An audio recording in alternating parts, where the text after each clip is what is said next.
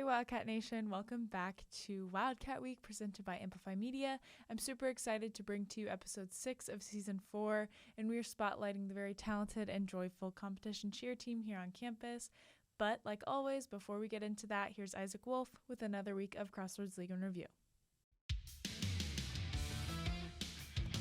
I'm Isaac Wolf with your Crossroads League Week in Review. In men's basketball, number 1 Grace improved to 23-0 with wins over Taylor and Goshen. The Lancers won each game by at least 20 points, continuing their Crossroads League dominance. Cade Gibbs averaged 15 points per game across the 2 games to lead Grace. They're set for 2 tougher matchups this week against Huntington on Wednesday and number 18 Bethel on Saturday. Number 5 Indiana Wesleyan University also went 2-0 on the week, defeating Spring Arbor at home and St. Francis on the road. Javen Buchanan led the team, averaging 24 points and 10 rebounds across the 2 wins, including posting 32 points in 38 minutes against Spring Arbor. The Wildcats will take on Taylor at home on Wednesday and travel to Mount Vernon on Saturday. Number 18 Bethel beat St. Francis and Mount Vernon by double digits this week to improve to 18-6, highlighted by 31 points from Drew Lutz against St. Francis. The Pilots will be tested this week as they play Marion on Wednesday and travel to Grace to take on the number 1 Lancers on Saturday. In women's basketball, number 2 Marion defeated Goshen and Huntington to move to 23-1 and 14-0 in conference. Ella Collier led the Knights in scoring each game with 25 against Goshen and 22 against Huntington. They look to continue their undefeated conference season at Bethel on Wednesday. Number 4 Indiana Wesleyan took down Spring Arbor and St. Francis this week in Saturday's 81-73 win at St. Francis. Junior Lily Frazier had 23 points and 14 rebounds to lead the Wildcats to victory. Baseball season is upon us, and softball is almost there as well. Number 9 Taylor baseball is off to a rough start, going 2-5 in their first 7 games. They look to bounce back in Lakeland, Florida against Southeastern University this weekend. Number 14 Indiana Wesleyan traveled to Tennessee last week to take on Cumberland University. They were set to play 4 games, but only ended up playing 2 because of weather. The Wildcats split the 2 games on Thursday, losing 17-4 and then winning 5-4. They defeated Union College of Kentucky 10-4 on Saturday to start the season 2-1. They head to IU Southeast on Friday for a weekend's worth of games in New Albany. All 9 Crossroads League schools, excluding Goshen, competed at the Wildcat Invite this weekend for competition cheer. There were 3 sessions, 1 Friday night and 2 on Saturday. In session 1 on Friday, Concordia University took first place with a score of 89.8. The host Indiana Wesleyan Wildcats responded the next day by sweeping sessions 2 and 3 with scores of 88.93 and 88.98. The 2 Saturday scores were good for spots 9 and 10 on the all-time top 10 list of program scores. The Wildcats will travel to Kansas this weekend to compete in the Bethel Invite. That Bethel is not associated with the Pilots of the Crossroads League. The Indoor Crossroads League Track and Field Championships are set for this weekend at the Fall Creek Pavilion on the Indiana State Fairgrounds in Indianapolis. Friday marks day 1 of the competition, with day 2 wrapping things up on Saturday. For this week's Crossroads League Awards, the Women's Basketball Player of the Week is Lily Frazier of Indiana Wesleyan. Frazier led the number 4 Indiana Wesleyan Wildcats in a pair of wins by averaging 20.5 points, 6.5 rebounds, 6 assists, and 5 steals per game. Frazier also shot 64.3% from the floor. The Men's Basketball Player of the Week is Gus Etchison of Marion. Etchison set Marion records with 33 points and 8 made threes and a half during a 43-point outburst in a win over Spring Arbor. Etchison ended the week with 29 points per game on 50% shooting in a pair of victories for the Knights. Kylie Sauter of Grace is the Women's Indoor Track and Field Track Athlete of the Week. Sauter turned in A-standard performances for Grace in the distance medley relay and mile while finishing top 3 in those 2 events, as well as the 800. Ariana Benjamin of Marion is the Women's Indoor Track and Field Field Athlete of the Week. Benjamin repeated her honor with A-standard marks in the shot put and weight throw for Marion at the Iowa Midwest Classic. Benjamin's weight throw of 18.63 won the event and was the best distance in the NAIA this season. The Men's Indoor Track and Field Track Athlete of the Week is Eli Fullerton of Indiana Wesleyan. Fullerton picked up a win over 80 athletes in the mile on his home track at the Iowa Midwest Classic. The junior crossed in 4 minutes and 14.9 seconds to automatically qualify for NAIA Nationals. The Men's Indoor Track and Field Field Athlete of the Week is Isaiah Tipping of Marion. Tipping extended his Marion record at NAIA leading weight throw mark out to 20.89 meters with his first place showing at the Iowa Midwest Classic. His performance got him National Field Athlete of the Week honors as well. Emily Pepper of Spring Arbor is the Women's Bowler of the Week. Pepper helped Spring Arbor to a team title at the Alma Classic by posting the top individual score at the event. Pepper's 812 topped the field of over 60 bowlers and yielded a 4-game average of 203. And the Men's Bowler of the Week is Chris Mace of Indiana Wesleyan. Mace led Indiana Wesleyan at the Alma Classic by bowling a 799 over 4 games to take second place in the individual standings. That's all for this week with your Crossroads League Week in Review. I'm Isaac Wolf. We appreciate Isaac and all that he does for Wildcat Week. And like I said, we are spotlighting the competition cheer team today as they head into a big competition week and the end of their competition season. Today I'm joined by senior Kate Smiley and junior Jamie Bryant. And to start things off, just tell me a little bit how you guys got into cheerleading. Yeah, well, I actually didn't cheer in high school. I ran track and I did theater and choir, so cheer was very new to me when I got to college. One of our good friends, Max, who I went to high school with, we kind of lost touch, and I saw him on the sideline of a football game my freshman year. I was like, no way, Max McGrew from high school is on the cheerleading team. I didn't even know that guys really cheered in college. So reached out to him, got in contact with our coach, and the rest has kind of been history. For me, I've been cheering since I can remember. I used to do gymnastics prior to cheer, so I just had that background of like tumbling and that sort of thing, and then I kind of got overwhelmed with that, and I was just too much on me, so I kind of quit. And then going into high school, I was like, what am I going to do? So I was like, let me join the cheer team. So I joined cheer, and I've been doing that since 9th grade all the way up until now, so yeah. So, Kate, you mentioned that you've been a cheerleader all your life. Did you know you always wanted to cheer in college? No. If you knew me before I got to college, you would not think I would cheer. My personality's definitely changed a lot. I used to be kind of like very introverted, not wanting to be at center of attention at all. So just being in college and being in like a different atmosphere definitely like changed that for me. So, I mean, how did both of you just in general end up at IWU? Yeah, I thought I wanted to go to Ball State actually to be a teacher, and I've actually had 5 different majors since I've been at IWU. I've landed in strategic communication now, and it was really just God that brought peace to me after like looking at 6 other schools, deciding on IWU like January of my senior year, and I'm glad that God is faithful because I chose IWU without ever seeing a dorm, without going to chapel, without seeing a classroom. It was still like masks and 6 feet at that time. So I pretty much only saw the student center, but just had a lot of peace and thought the campus was really pretty and all the people were really nice. And we had a Chick-fil-A, which, you know, You need one. it was a little selling point, not gonna lie. it was kind of an easy decision for me. I looked at other schools, UND, Purdue, IU, stuff like that. But then I went to IWU and I was like, this is kind of fire. Like, the dorms are nice, the food look good, and the atmosphere. I really like the atmosphere. So that was like a main like kind of selling point for me in coming here. It's just like I like the small like close-knit community that we were able to have, and just since I've been here, I've just learned to love it like even more. So now looking into IWU cheer specifically, how would you guys describe the team dynamic and just like what sets you guys as a team apart from other teams on campus? Yeah, well, if you've ever seen us practice over in the rec and we circle up and we call it rocking up, we always yell "Cat to be genuine" at the end of our prayers. And it's a big, long acronym that has all those different letters in it, but just different attributes. It's based out of a passage in Romans where Paul talks about let your love be genuine towards one another. And so that's just kind of always been our mantra. And not knowing anything about cheer and having been on campus for like a month when I joined the team, that was just really evident that our team has a lot of love for each other and for other teams, which that's kind of a unique part about cheerleading in general, is that like we're really friendly with our competitors off the mat when we have competitions. But I would say that's really a part of what sets us apart. So moving into the training aspect of cheer, what's kind of a week look like with training? Monday, practice. Tuesday, workouts. Wednesday, practice. Thursday, workouts. Friday, practice. And then, if you're lucky, we're in season, so we'll either have a game on Saturday, football game, we'll cheer those. And then in comp season, so right now, we'll either have a competition Friday and Saturday or just Saturday. So basically, every day but Sunday, we're doing something. So, but it's fun. And specifically, what does a normal practice look like? Yeah, they're about 3 hours long, which to some people that seems really long. For us, I feel like we've kind of gotten used to it because that's just kind of what we do. do a little stretching after we pray.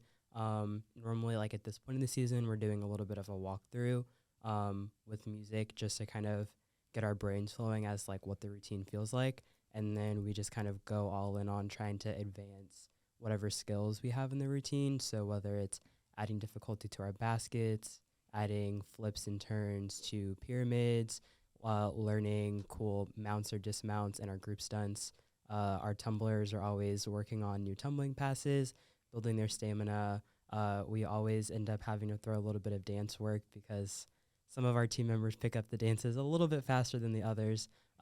But just kind of in all systems go for a couple hours, and we just kind of get in, clock out, and get it done.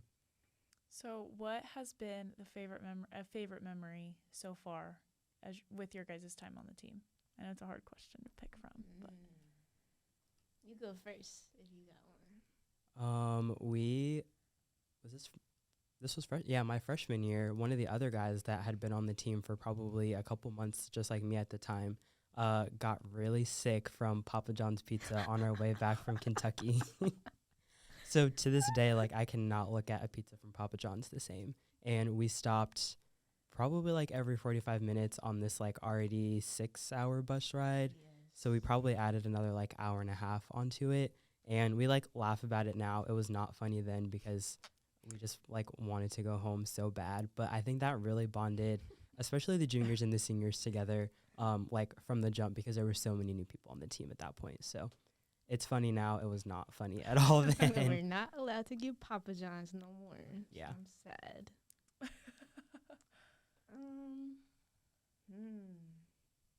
I feel like for me, a good memory, I feel like it happens at least once every comp season. One of Ian, his mom, will make cookies for all of us right before a competition, right before we're about to go. And we all eat 3, 4, 5, and they're so good. They're so fire. And then right before we're about to go, we're all like, my stomach hurts. Like, my stomach hurts so bad. So everyone's always got the worst belly ache. And we love them. We love the cookies. We love you. Thanks, Ian. Thanks, we love Mama them. Bailey. It's like we know it's coming every comp season, and we can remember how we felt last season, but we're just we're still gonna have 5. Yeah, it's so just worth it. That's just the bottom line. We're just gonna have 5 of them. We're gonna have to. Yeah. Have to have 5. So, someone who doesn't know much about cheer, obviously I think it's super cool. All the flips definitely could never be me. What kind of is your season time frame? Because I know we have like fall, winter, and spring sports, but you guys, I don't know how the sideline comp thing works, but what's the competition season technically? I think technically. Yeah, I technically. feel like it's all year, honestly. So we move in August when a lot of the fall sports move in. So we have that like couple weeks ahead of time where we're having cheer camp with our cheer choreographer that owns a studio in Texas. And so at that point, we're prepping for football season mainly. We're kind of playing with a couple of our elite skills, but we're kind of just like one big team before the sideline cheerleaders split off and do a little bit more like basketball prep in October, and we split off and start competition prep. So our preseason competition-wise technically begins in October. So from October to December is like our preseason, and then competition season kicks off right at the top of January and goes through spring break. That's when we have our nationals. That is a long season. Kind of transitioning, how do you guys stay involved and determined that entire time? I think it's fun. I think the people, just like everyone we have, like community-wise on the team, like I just never get tired of any of the people, even though we see each other every single day of the week. It's just never a dull moment with everyone. So I just have fun, and I try to think, what else would I be doing if I wasn't here? So Yeah, and we have such a big team, and our stunt groups are kind of like our little mini families on the mat. And so like when stunt groups change, or when you see people from other stunt groups kind of around campus, getting lunch with them, getting coffee with them, we like always randomly have class with other teammates that are on the sideline team or on the comp team. So it's just, we're always around different groups of people and kind of form different bonds with them. And then we're all coming together Monday, Wednesday, Friday for practice. And it just kind of has a really cool, always changing, but always consistent dynamic. So, Kate, it's your senior season, right? Yeah. So, What are kind of the next steps for you, and how do you want to kind of end on a high note with cheer? Well, I'm hoping that I know we are. We're going to do well in Crossroads. We're going to do so good. I just know it. And then after that, we're going to go to Nationals. And then hopefully we're going to win a natty. I don't know about y'all, but we're going to win. So that's my hope for my senior year. Go out with a bang. Yeah. But yeah, just having fun with my team is really all that really matters to me. Just spending time with Jamie. Yeah, only a Before couple he more leaves. months left. It's crazy. And then, Jamie, as you're finishing your junior season and heading into your senior season, what are your hopes for next year? Yeah, I would love to see our team start off with a really strong spiritual intensity in the fall. And our team devotionals, we've really gone a lot deeper with each other this season, like letting each other in, digging into scripture more.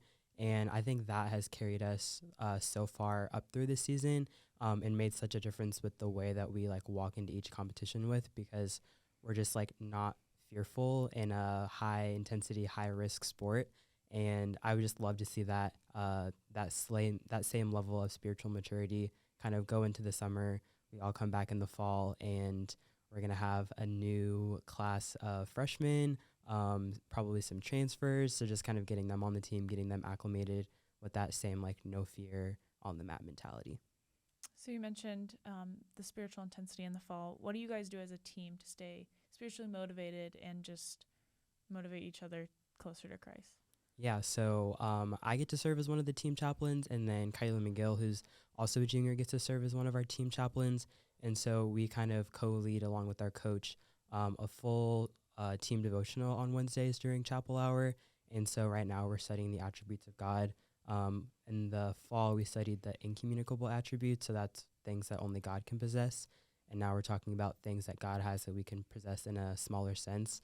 And so it's a little theology heavy. And so breaking that down as a team where we're all kind of like struggling to understand the text together has just built a lot of intensity and intentionality with each other. And that just kind of keeps us going, along with chapel. A couple groups of people like go to different churches together. So that just kind of keeps us all tight knit together. The last question, if you could tell anyone anything that they should know about IWU Cheer, what would it be? You're up first, Kate. Anything anyone should know. That we're really the GOATs, for real. But no one really knows that, but we're the GOAT.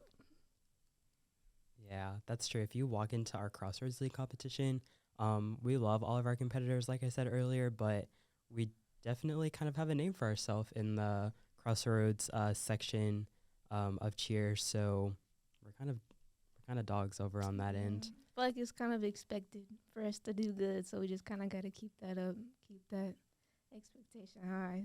So Trying to think one thing that people should know about our team. We have an interesting set of coaches. Our head coach, she cheered here. She was an elementary school teacher. Her husband's an athletic trainer, and she's just kind of a fiery, sweet, energetic, caring woman that we call coach. And our two assistant coaches are guys. They both graduated from here. One is in the military reserve. One teaches high school geometry. And they're just kind of a ragtag group of coaches that you would look at and kind of scratch your head like, how do these people coach such an awesome team? But somehow they get it done. And then we also have an awesome sideline cheer coach who graduated from here, and she's an art teacher and brings the energy on game day. So, yeah, love our coaches, couldn't do without them. That's all I have for you guys, and I appreciate it so much that you guys came in and joined me today. Good luck with your competition tonight and tomorrow and just the rest of your season. And all of us with Amplify Media and Wildcat Week are cheering you guys on. As for our viewers, join us next week as we will spotlight the esports team for episode 7. I'm Abby Harvey here with my guests Jamie Bryant and Kate Smiley here on Wildcat Week, presented by Amplify Media.